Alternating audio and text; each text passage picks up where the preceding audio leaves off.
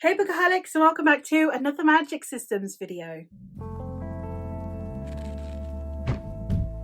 I have been making a list of different types of magic systems and books that I would recommend that feature that kind of magic system. I've done soft magic systems, hard magic systems, books with no real magic system at all, and now we're going to be talking about ones that have a tangible magic system. By that I mean books that use potions or relics, or use alchemy, artificery, that use a gem, a chalice, a wand, some kind of tangible magic.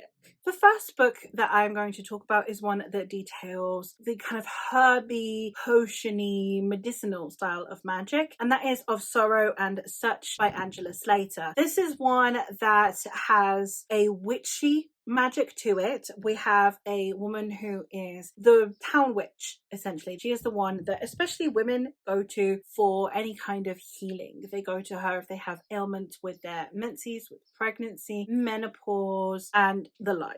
And the magic system in this one isn't really a magic system. She just simply is someone who concocts the right concoctions that will help heal people. This is the kind of magic system that I really enjoy because it really does bring a realism that comes with magic. It's what used to be deemed magic. We used to burn women for using herbs medicinally, and I really appreciated the way that it did weave this essence of magic and witchiness to it, but it's still very much just being a very mundane source of healing. Another one that is somewhat similar in that it is witchy magic, so it is putting together herbs and medicines, but it is also putting together other spells and possibly relics, etc., that can be used for protection, for healing, etc., and that is the Witchy series of books by Louisa Morgan. In this one we have lots of different types of typical witchy things. Like I said, we do have the collecting and using of herbs, of putting together different protection wards. We have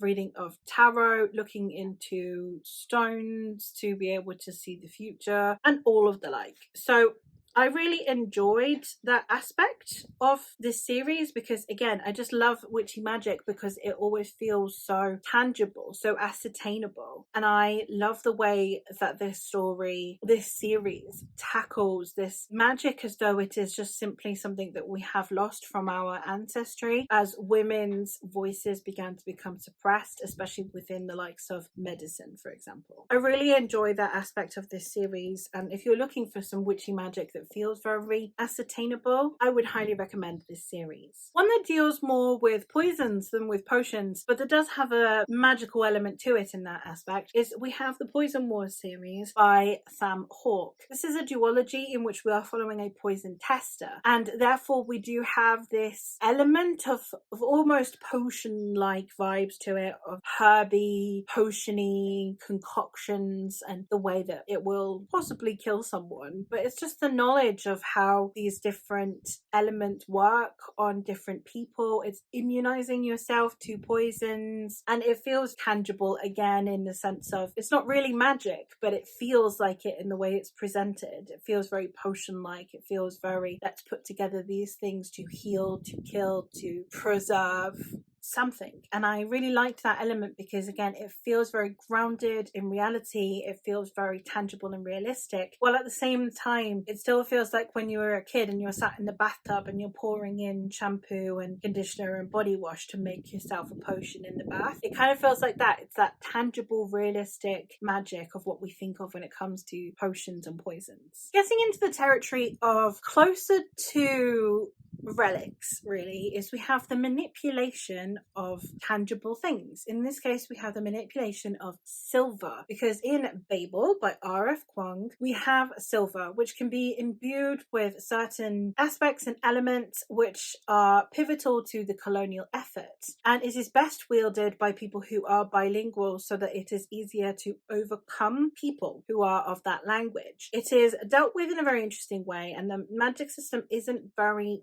well explored. That's not the purpose of it. It is more the social commentary. But because we are manipulating silver, it does have this artifactor, this back when you would inscribe runes onto your sword to make it stronger or more durable. It kind of has that same essence to it without actually doing so. So I think that the way that we have silver depicted in here still fits into this vibe, this aesthetic of what we feel like magic would look like in our world. Again, with this inscribing things and imbuing them with a certain property is exactly what you feel is the magic with the silver. And then the very last one, which again also feels very tangible, very realistic in its presentation, is in the Greenbone Saga by Fonda Lee. We have a series in which you are able to use jade to be able to enhance your strength or your speed, and it's kind of like a drug in the way that it is traded, and you have these people with these superhuman abilities because of jade. Once again, you have this idea that this one item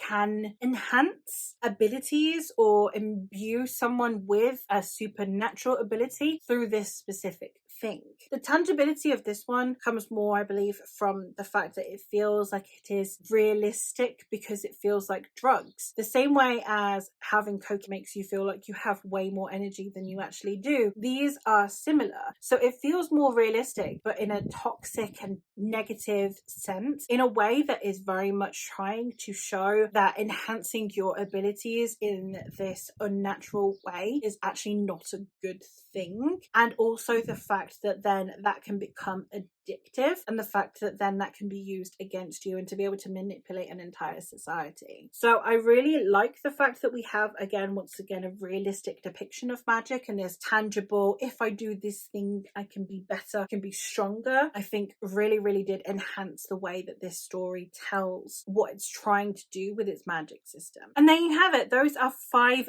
tangible magic systems that feel very realistic. In this case, sometimes they're not even like really a magic system, it's more just the depictions of something that were once deemed magic. But that is all from me for today, so let me know what some of your favorite tangible magic systems are, and I hope to catch you in another one soon.